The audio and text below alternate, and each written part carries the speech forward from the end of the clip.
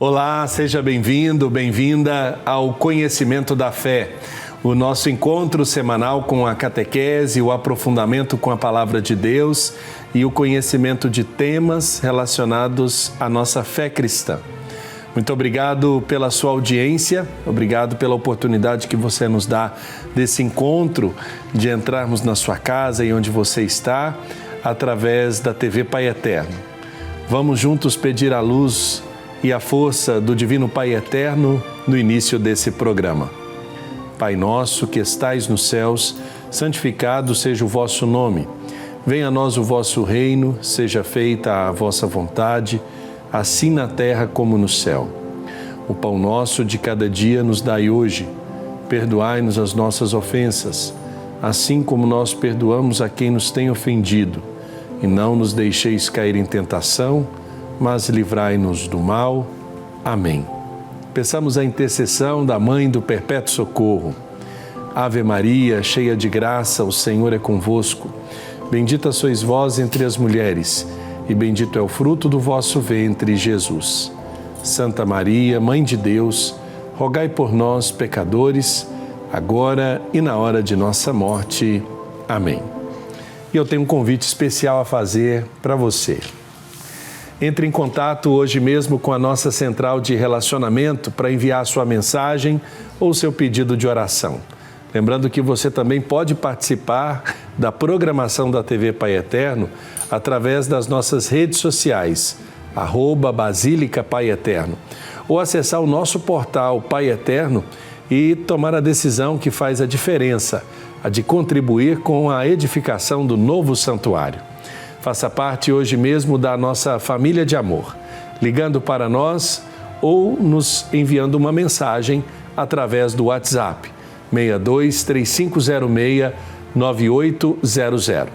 Se você está com seu smartphone, baixe gratuitamente o nosso app Pai Eterno para você acompanhar tudo o que acontece no Santuário Basílica de Trindade e na programação da TV Pai Eterno.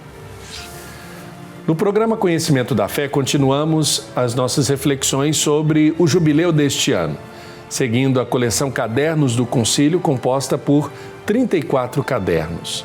Ela traz em seu escopo temas do Concílio Vaticano II. Foi uma tradução das edições CNBB.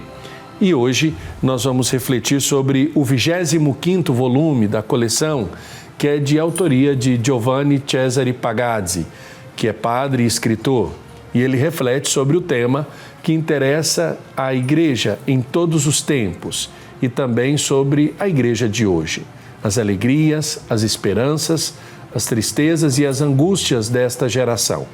E para refletirmos sobre este tema do 25º Caderno do Concílio, eu tenho a alegria de receber dois convidados. O padre Diego Nakowski, pároco da paróquia Santa Bárbara, em Birituna, no Paraná, que faz parte da Diocese de União da Vitória, no Paraná. Padre Diego, seja bem-vindo. Boa tarde, Padre Wellington, muito obrigado. Alegria poder contar com a participação do senhor. Está aqui também no estúdio, participando do nosso programa, o Padre Lucas Carvalho, vigário forâneo da Forania Bom Jesus e administrador paroquial da paróquia São João Batista, em Senador Canedo, aqui no estado de Goiás, na Diocese de Goiânia. Padre Lucas, bem-vindo. Obrigado, Padre Wellington, aos telespectadores da TV Pai Eterno e ao Padre Diego também uma saudação. Nós estamos olhando para essa coleção que nos ajuda a aprofundar os temas cadentes do Concílio Vaticano II, lembrando a missão evangelizadora da Igreja permanece no seu centro. Essa missão que é chamada a anunciar a boa nova de Cristo para todos, adaptando os seus métodos, a pluralidade dos meios, as novas tecnologias e as mudanças culturais, sem contudo perder a sua essência. E aí eu começo perguntando primeiro, Padre Lucas, de que modo a missão evangelizadora da Igreja vai se manifestando nos dias atuais, né, diante dos desafios atuais. Poderíamos resumir, quais são os desafios atuais para a missão evangelizadora da Igreja? Sem dúvida, Padre Wellington, o primeiro ponto fundamental é o mesmo da história da Igreja ao longo de todo o tempo. É mostrar a beleza e o encantamento pela pessoa de Jesus Cristo. Traduzir quem é Jesus Cristo nesse mundo multifacetado, neste mundo onde tantas culturas, tantas influências, tantas ideologias se degladeiam entre si, mostrar que há uma pessoa capaz de dar sentido à vida das demais pessoas. Então, o primeiro desafio é este. Penso que um segundo ponto é mostrar isso através da alegria, que o Papa Francisco tanto tem insistido, a alegria do Evangelho. Mas é um desafio no mundo de tantas desesperanças, falar também de uma alegria que não é um simples sentimento fácil diante das situações da vida, mas é uma alegria autêntica que brota da experiência da fé. E um terceiro ponto eu colocaria a questão do conceito da verdade. Nós lidamos com a verdade, Jesus Cristo, a verdade da fé e tudo que daí decorre. Neste mundo onde a mentira ganhou uma expressão moderna chamada fake news, nós falarmos de verdade, de um valor absoluto, é sem dúvida um desafio até contraditório para o mundo de hoje. Padre Diego, quando nós falamos desses desafios, né, eles tendem a mudar também de região para região. Nós podemos entender aí a missão evangelizadora da Igreja que vai se adequando às diversas realidades, mas existem desafios que vão se diferenciando de um lugar para outro. Como é que a gente pode entender esses desafios diante da missão que a Igreja abraça de evangelizar? Padre Wellington, Padre Lucas, é fazer valer o ide que Jesus nos manda no Evangelho. Esse ide, ele nos desafia a estarmos em qualquer lugar, mostrando a presença de Deus, mostrando a Igreja de Cristo no mundo. Cada lugar, cada região, cada país que seja, tem o seu desafio e a sua prioridade. Em alguns lugares que acabei visitando, em algumas oportunidades, percebo que as prioridades são outras, mas o nosso desafio está em mostrar uma igreja una, uma igreja sinodal, mesmo diante de desafios distintos, diante dessa igreja plural, com esses desafios, com essas coisas. Mas acredito que nós, mostrando o que é ser igreja, todos caminham para o mesmo objetivo, que é Jesus Cristo. Sim, e nós vemos que a igreja também vai tendo outros púlpitos, outros lugares, né, Padre Diego, Padre Lucas, a igreja vai ocupando diversos espaços para levar adiante a sua missão de evangelizar. E, se observarmos no passado não muito distante, antes do advento das novas plataformas, redes sociais, a própria televisão, o rádio, a internet, outros campos foram sendo abraçados pela igreja. De que forma a igreja é chamada a estar presente, conservando a essência da evangelização? O senhor lembrou dessa realidade essencial da pessoa Jesus Cristo, né? Levar essa proposta às pessoas para o seu encantamento. De que forma a igreja deve ocupar essas novas plataformas, esses novos púlpitos para evangelizar? Me permita começar dizendo pela própria experiência que a Igreja do Brasil vem trilhando. Nesse grande processo chamado Iniciação à Vida Cristã, que é uma reproposição do modelo catequético, uma reproposição de apresentar a mesma doutrina, a mesma vivência, aquilo que celebramos, acreditamos e vivemos num diálogo mais atual e plural com a sociedade. Ou seja, o principal areópago moderno que temos diante de nós é a própria pessoa, a pessoa fragmentada. A visão antropológica de ser humano que temos hoje é um fragmento absoluto. Aí se justifica este grande número de doenças, etc., e por aí adiante. Pois é, reintegrar essa pessoa e mostrar que esta pessoa está chamada a fazer parte de uma vida, a ingressar numa vida. Que vida? A vida cristã. E volta sempre de novo a pessoa de Jesus Cristo.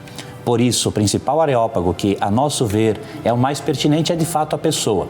Por isso, o falar diretamente ao ser humano. Para chegar diretamente ao ser humano, hoje a igreja tem de necessariamente lançar mãos das mídias, das redes sociais, de tudo que está aí a nosso dispor, para que possamos, numa linguagem atual, propor o mesmo mistério que acreditamos, o mesmo mistério que celebramos e o mesmo mistério que vivemos.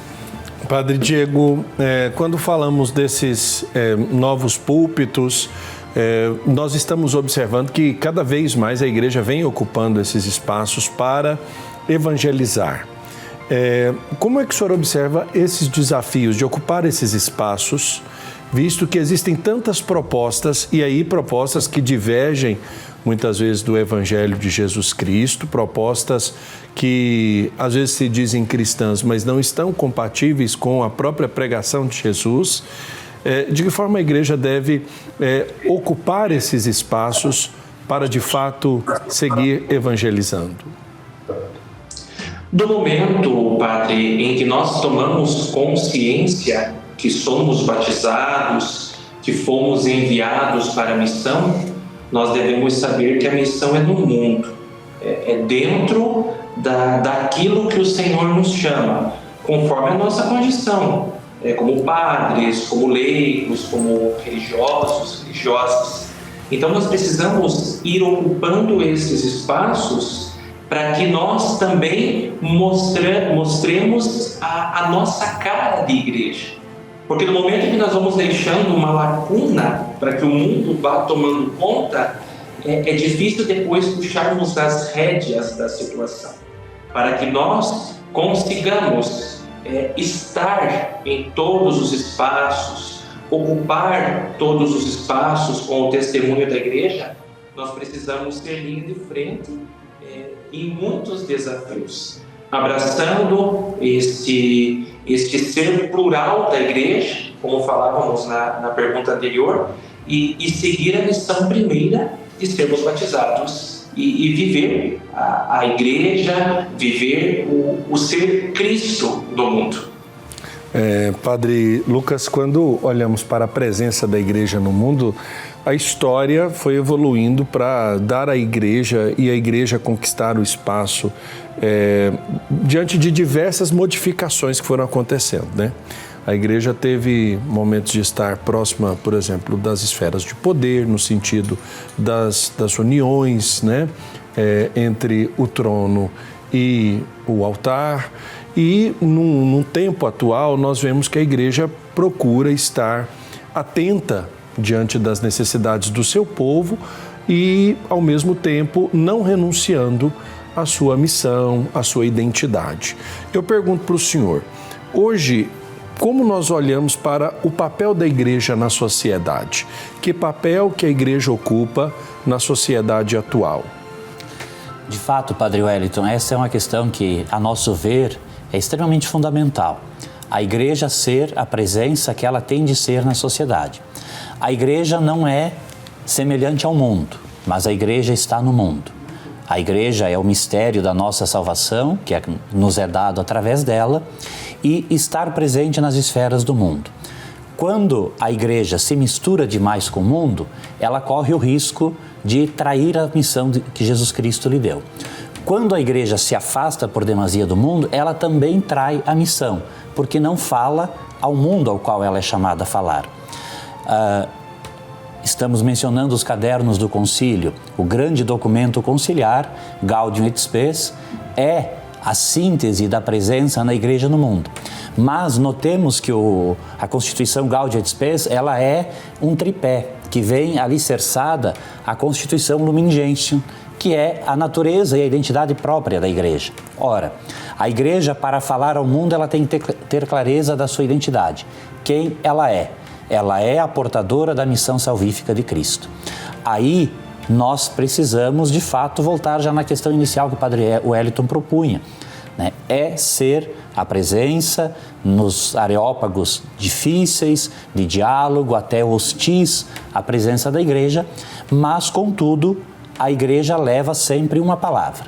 O grande Papa Paulo VI, que foi o artífice dos documentos do Concílio Vaticano II, que estamos por estudar, ele cunhou uma expressão fundamental, né, de dizer que a igreja está sempre atenta aos sinais dos tempos. A igreja sente o sinal do tempo e se coloca no tempo como um sinal dentro do tempo.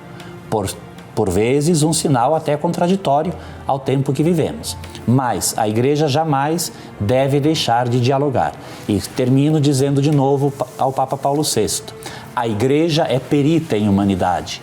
Por isso nós propormos o Evangelho de Deus a partir de um verdadeiro humanismo, porque ninguém melhor do que a igreja para falar ao ser humano do ser humano.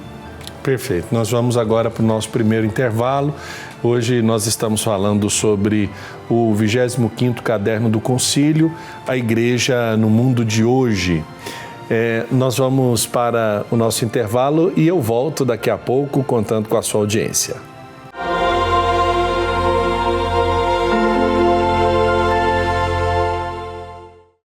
Estamos de volta com o Conhecimento da Fé desta semana, que retoma a coleção Cadernos do Concílio, que nos ajudam a nos aprofundar de temas do Concílio Vaticano II neste ano do Jubileu da Esperança. Nós hoje estamos refletindo o 25º Caderno, a Igreja no Mundo de Hoje, documento que foi proposto com uma reflexão muito rica pelo Dicastério para a Evangelização, as sessões para as questões fundamentais da evangelização no mundo e que foi escrito pelo padre Giovanni Cesare Pagazzi. Estão conosco o padre Diego, que está lá em Bituruna, no Paraná, e o padre Lucas Carvalho, que é aqui da Arquidiocese de Goiânia. Padre Diego, nós falamos sobre a presença da igreja, a evangelização, mas a igreja também promove a dignidade humana e são muitas as respostas que a igreja procura dar nesta área diante das necessidades onde ela se encontra, inserida. De que forma a igreja pode contribuir para a promoção da dignidade humana e do bem comum nas sociedades onde ela está presente? Olha, padre, estamos nesse tempo forte da Quaresma e vamos percebendo todos os anos que os temas da campanha da fraternidade vêm trazendo sempre uma ânsia da igreja junto à sociedade. Em especial este ano falando da ecologia, falando das obras de Deus. E a obra primeira das mãos de Deus, a obra preferida das mãos do Criador, é o ser humano. E a igreja, como sendo a esposa de Cristo no mundo, ela é responsável por cuidar e dar dignidade ao ser humano. Como tem aquele documento, Mater et Magistra, a igreja é mãe e mestra, mãe e professora. Dentro disso, ela tem o seu cuidado como mãe, mas ao mesmo tempo ela puxa, digamos, as rédeas da sociedade. Aí vem os grandes envolvimentos da igreja junto a movimentos como Cáritas, como questões sociais dentro de pastorais, pastoral da sobriedade, pastoral da criança. A igreja, ela vai realizando a sua missão diante das necessidades de todo o nosso povo. Então o desafio está aí, ela está em ser igreja. Mas nós, como membros dessa igreja, somos responsabilizados também.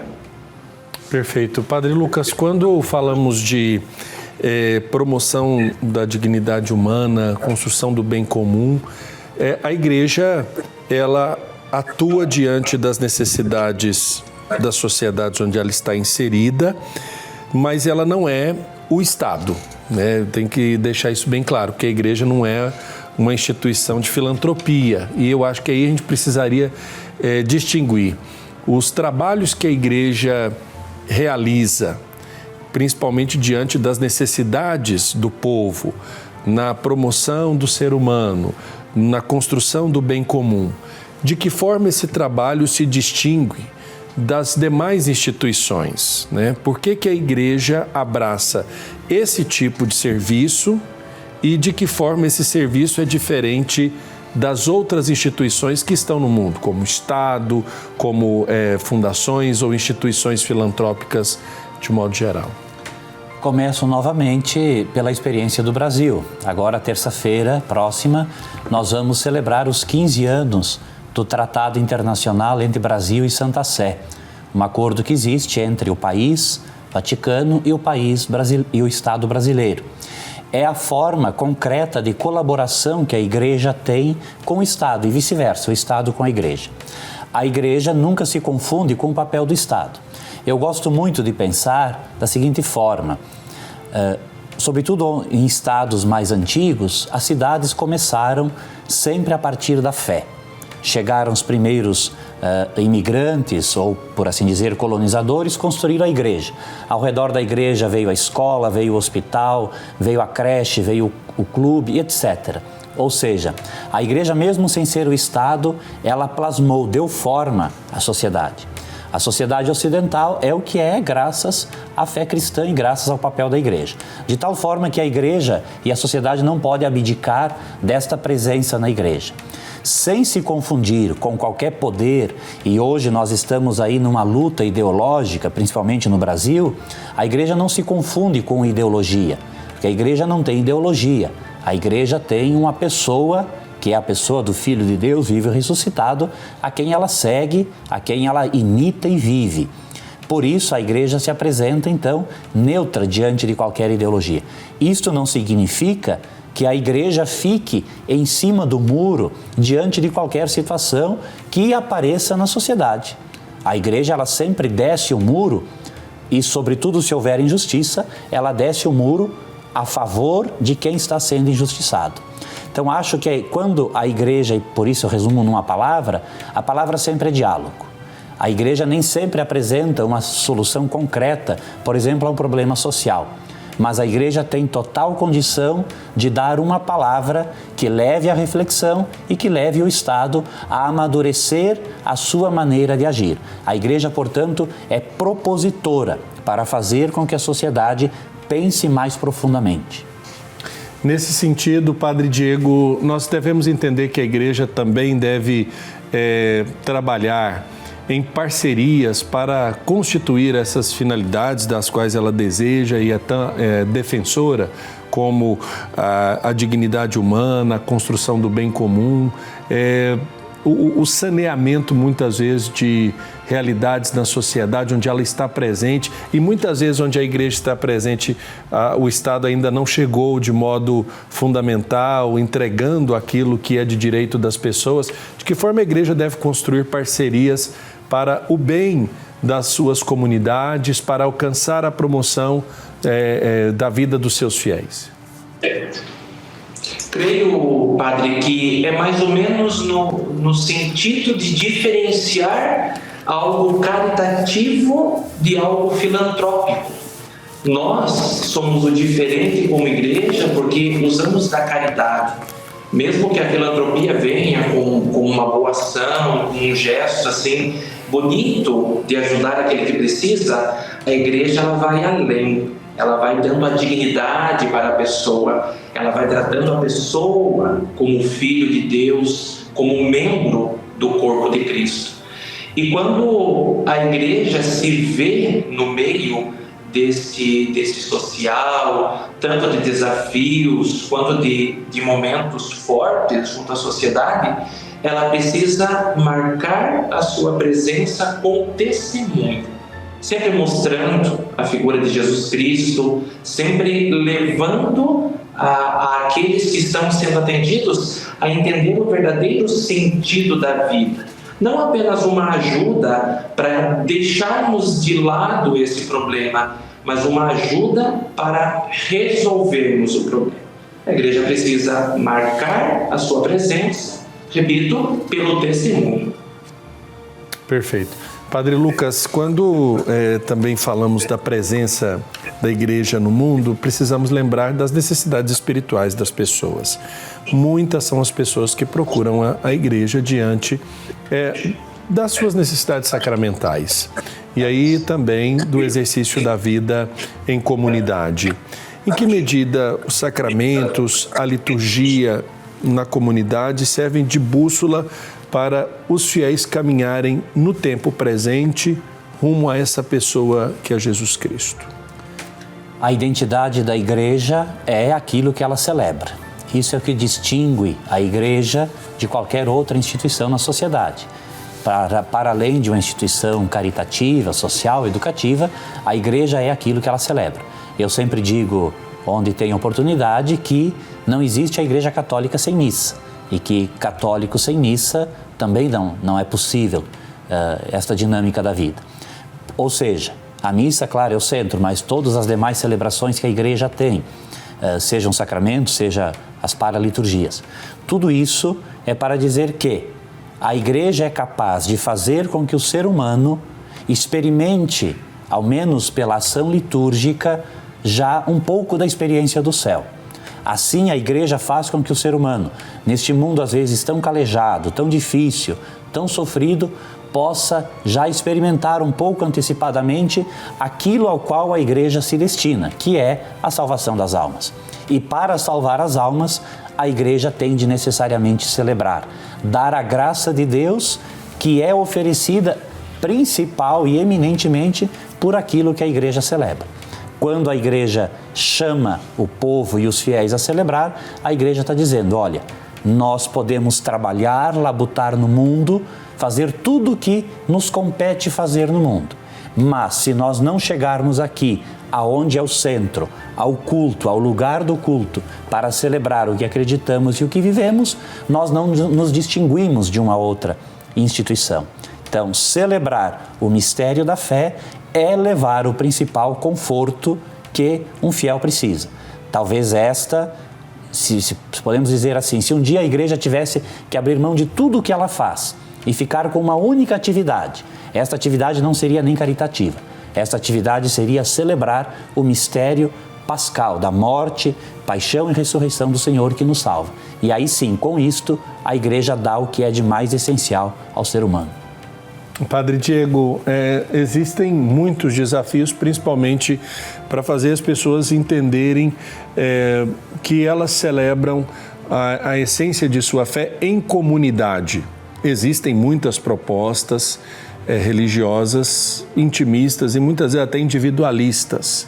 Como nós devemos fazer com que as pessoas reconquistem o sentido pela vida em comunidade? E aí eu pergunto isso porque, apesar das propostas religiosas de ocuparmos meios, redes sociais, muitas delas são intimistas, não levam à construção efetiva de vínculos comunitários, de participação efetiva de comunidades de fé.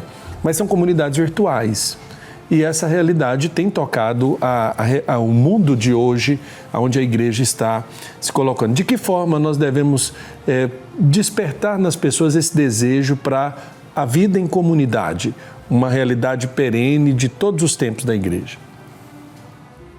Esse que é o nosso grande desafio. Desafio de nós padres, de nós que estamos ali na linha de frente da igreja. Como fazer isso acontecer? É aquilo que o Papa Francisco fala do pastor. O pastor, ora, tem que estar atrás do rebanho, olhando o rebanho. Ora, ele deve estar na frente para o rebanho segui-lo. Mas, maior parte do tempo, ele deve estar no meio, vendo a ovelha ferida, vendo aquela que está se desgarrando, vendo aquela que não está caminhando conforme pede o rebanho. Então aí está o desafio. Precisamos fazer acontecer e fazer o pessoal, o fiel, criar consciência de comunidade, testemunhando comunidade. Às vezes aqui na pastoral o pessoal vem e diz, padre, participa disso, participa daquilo. Sim, nós vamos dando sequência nos trabalhos com um passo de cada vez, mostrando para eles o que é ser comunidade, mas sempre fugindo daquele eu, daquele gesto que nos leva a caminhar sozinhos. O sínodo sobre a sinodalidade nos ensinou muito isso. O segredo para superar esse desafio realmente é testemunhar uma igreja sinodal. Perfeito. Padre Lucas, quando falamos então dessa da igreja ocupar esses novos espaços, né? Contrapor a essas propostas individualistas para conclamarmos as pessoas a formar, a viver e crescer em comunidade, que é um desejo do próprio Evangelho, pregado pelo próprio Jesus e que a igreja sempre insistiu, mas que nos tempos atuais existem outros modelos e propostas religiosas que têm pregado o contrário. De que forma a igreja deve reafirmar a sua identidade comunitária?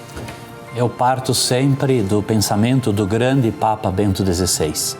Ele, como ninguém, creio, respondeu das melhores formas possíveis aos grandes desafios da igreja.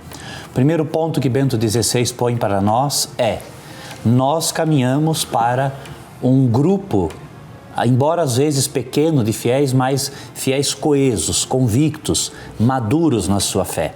Esse é o primeiro ponto. Ter clareza do que cremos, ser capaz de dar respostas razoáveis daquilo que cremos. A fé, ela é um dinamismo de duas linhas. Um dinamismo que envolve o sentimento, alguns aderem à fé pelo sentimento, mas ela é eminentemente uma adesão consciente, racional e livre àquilo que cremos. É razoável crer, podemos sustentar na força da razão a nossa crença. Por isso, responder com maturidade, profundidade no que cremos. Para isso, a igreja tem que se dedicar eminentemente à pregação, à catequese e à formação. Não perder tempos. E um segundo passo é o conceito de verdade, também nos dado e reatualizado pelo grande Papa Bento XVI. Não podemos negligenciar a verdade. Não podemos relativizar a verdade, senão se constitui aquilo que o próprio Papa Bento XVI falou, uma ditadura do relativo, e nós não chegaremos a lugar algum. Portanto, a verdade, sem medo, sem hesitar, ainda que ela possa causar algum confronto. É isso aí, nós estamos vivendo o tempo da Quaresma e nesse conhecimento da fé, tratando do 25º caderno do Concílio, a Igreja no Mundo de Hoje. Eu vou para um rápido intervalo e daqui a pouco eu volto contando com a sua audiência.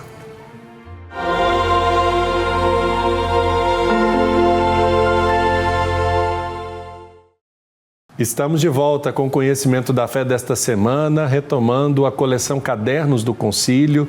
Neste programa estamos refletindo sobre o 25º caderno com o tema A Igreja no Mundo de Hoje. Estão conosco os nossos convidados, o Padre Diego, que está no Paraná, e eu e o Padre Lucas, que estamos aqui em Goiás. Nós estamos falando sobre os temas que são abordados nesse caderno. Eu chamo a atenção agora para o testemunho dos chamados a uma vocação especial.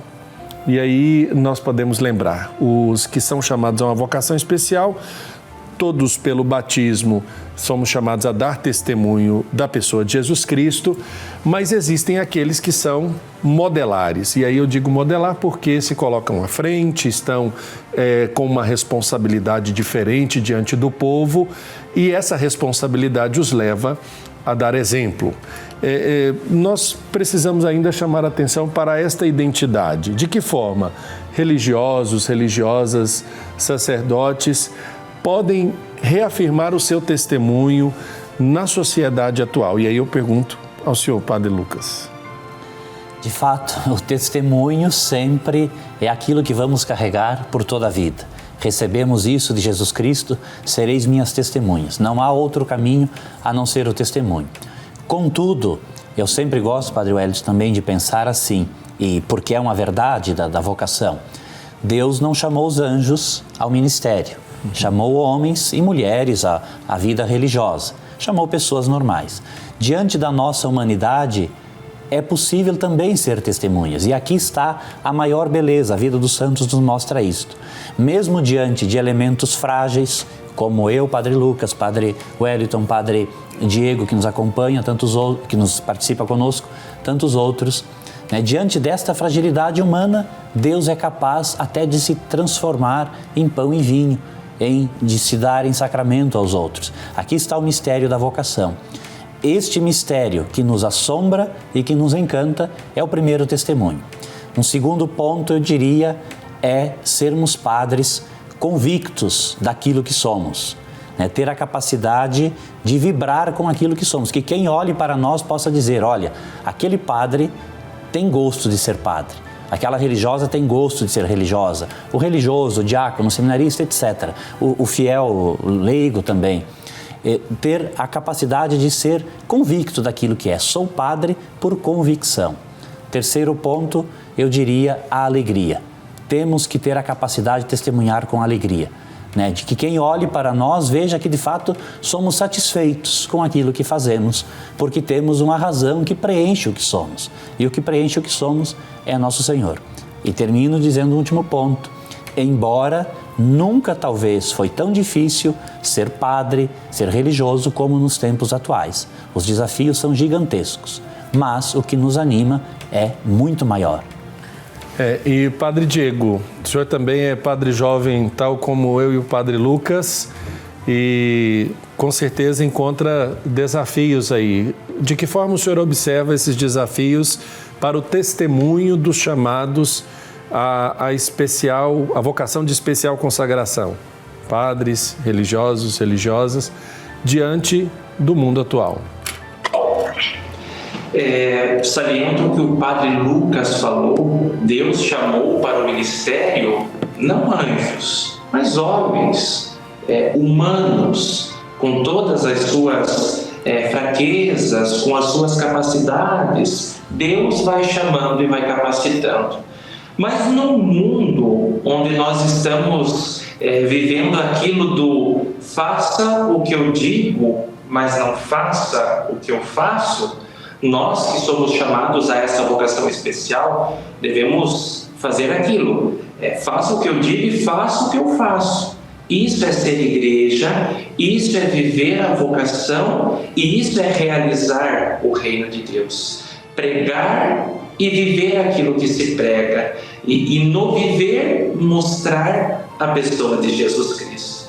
E diante dos desafios da sociedade, nós percebemos que a figura da igreja, a figura do padre, a figura de alguém que está à frente, uma religiosa, uma catequista, é importantíssimo. Sempre esperam de nós uma palavra de esperança. E tudo isso se traduz no ano jubilar, né? Estamos falando aí dos documentos do concílio, o ano jubilar falando que a esperança não decepciona. E nós, como membros de uma igreja da esperança, também não podemos decepcionar. Devemos levar adiante o testemunho, em especial nós que somos chamados a essa vocação específica. Isso eu acho que é a realidade que está diante de todos nós, né? Esse grande desafio de darmos esse testemunho. Ao olharmos para a igreja no mundo de hoje, é preciso também olhar para o mundo enquanto o lugar onde a igreja está peregrinando. O jubileu, ele traz características que são próprias desse tempo, né?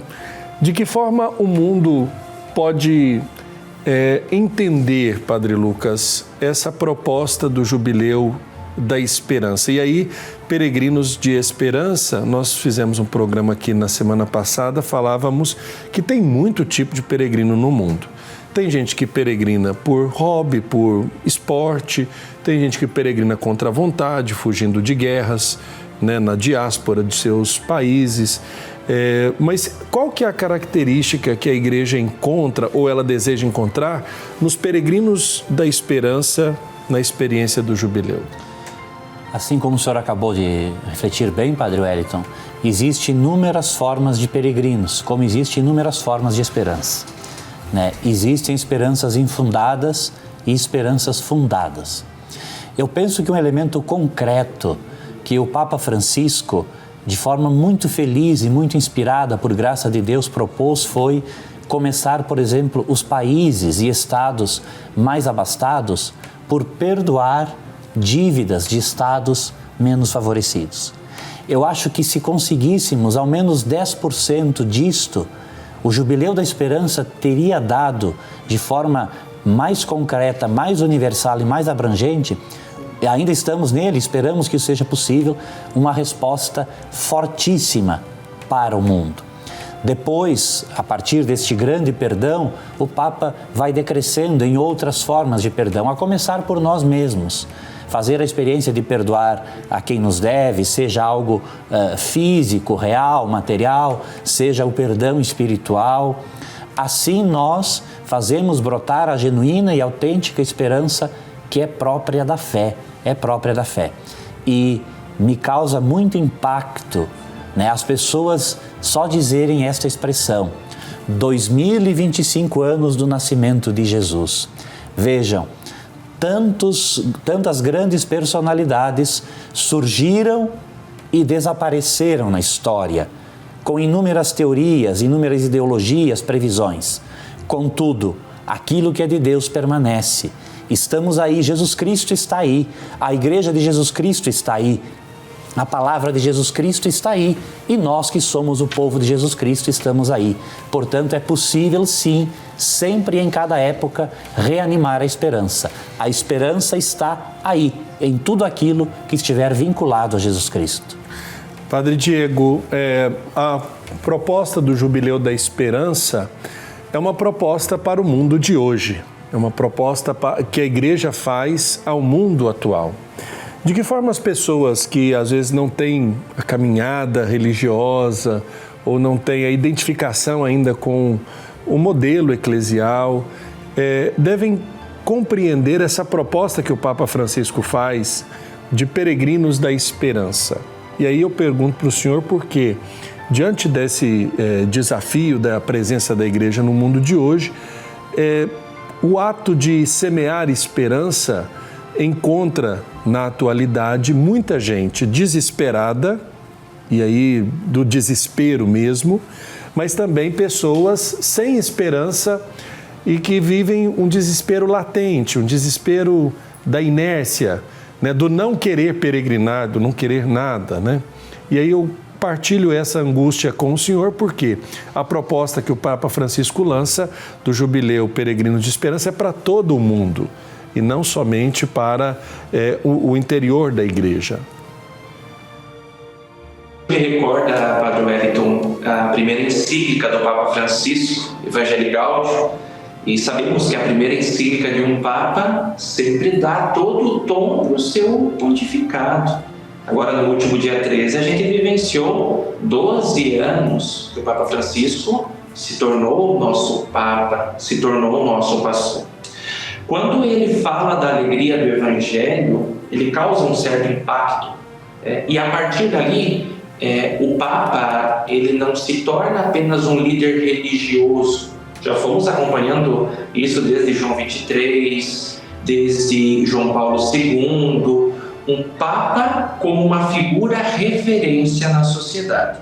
Dentro disso, o Papa Francisco lançando essa ideia de uma alegria que brota das linhas do Evangelho, de uma esperança que brota do mundo que está imerso no desespero, mostra mais uma vez a força da Igreja.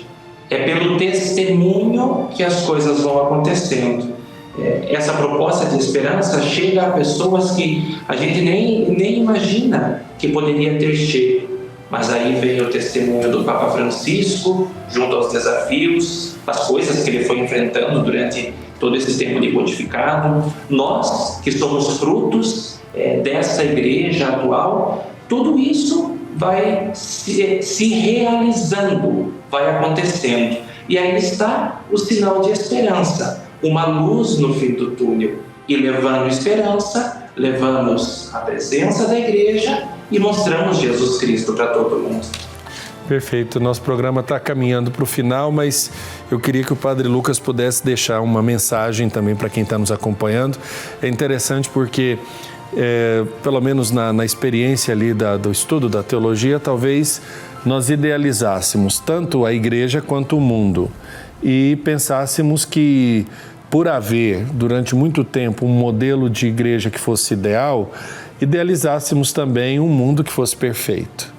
Mas nem a Igreja e nem o mundo correspondem a um ideal perfeito, né? Nós somos limitados, falhos, e Deus nos dá, pelos sacramentos, possibilidades de recomeço para continuarmos a peregrinar. Padre Lucas, a sua mensagem. Eu sempre digo na paróquia onde sirvo e pergunto para os paroquianos, para as lideranças, o que vocês acham que é trabalhar no reino de Deus? O que vocês acham que é fazer o reino de Deus? E vem as mais diversas teorias e ideias românticas sobre isso. E eu sempre procuro concluir dizendo, não, o reino de Deus é exatamente isso que nós estamos fazendo no dia a dia da nossa paróquia. Na medida que nós ajudamos uma família, na medida que nós celebramos, que nós nos encontramos como comunidade, que nós melhoramos algo para que a palavra de Deus, que os sacramentos sejam melhor celebrados. O reino de Deus é essencialmente concreto. Por isso, nenhuma visão romântica da sociedade ou de qualquer posição, de qualquer instituição, organismo da vida, tem fundamento. Não, é real. É real, o reino de Deus é real, o reino de Deus acontece na singeleza do nosso dia a dia. Eu gosto muito de São José Maria Escrivá, que trabalha muito profundamente a espiritualidade do cotidiano. Aquilo que nós fazemos ordinariamente, cotidianamente, a mãe de casa como mãe, o dono da casa como pai, como chefe da casa, a mulher como esposa, como esposo, o padre no seu ministério, a liderança na paróquia, você lá no seu trabalho. Na singeleza e na ordinariedade daquilo que se faz no dia a dia. É ali que o reino de Deus acontece. E é ali que nós alimentamos em nós a esperança para dar esperança a alguém. Então, anime-se, você primeiro em esperança, naquilo que você faz, na singeleza do que você faz, sabendo que Deus te encontra ali. E aí você, encontrado por Deus ali, pode dar e levar Deus com sua esperança aos outros. Padre Diego Nakauski, desde já agradeço a participação do senhor. Queria que o senhor deixasse também a sua mensagem, né? Afinal de contas, nós fazemos parte, nós somos essa igreja que está presente no mundo de hoje. A mensagem que eu deixo, Padre Wellington, Padre Lucas, nossos telespectadores, é aquela mensagem de despedida da Santa Missa. Que a alegria do Senhor seja a vossa força. De um coração alegre brota o amor. De um coração alegre brota a esperança. Sejamos pessoas de fé reconhecidas pela alegria, reconhecidas pelo amor, como os primeiros apóstolos eram reconhecidos. Eram reconhecidos porque eles se amavam. E que nós possamos, a partir deste amor que brota do Sagrado Coração de Jesus, nós seguirmos a missão de realizar a esperança no mundo. Um mundo desafiador, um mundo que prega um certo desespero, mas é nesse mundo que Deus nos envia para a missão. É nesse mundo que o reino vai acontecendo e é nesse mundo que nós somos chamados a realizar a missão primeira de batizados. Então, que a alegria do Senhor sempre seja a nossa força. Perfeito. E eu quero agradecer a você, caro telespectador, pela oportunidade que nos dá de estarmos sempre em comunhão. Agradecendo ao Padre Diego Nakauski, da Paróquia Santa Bárbara, em Bituruna, no Paraná, da Diocese de União da Vitória, no Paraná, e o Padre Lucas Carvalho, vigário forâneo da Forania Bom Jesus e administrador paroquial da Paróquia São João Batista, em Senador Canedo, aqui na Arquidiocese de Goiânia. O Senhor esteja convosco, Ele está no meio de nós. Por intercessão de nossa Mãe, Nossa Senhora, abençoe-vos o Deus Todo-Poderoso, o Pai, Filho e o Espírito Santo. Amém. Forte abraço, muito obrigado e até semana que vem com mais um Conhecimento da Fé.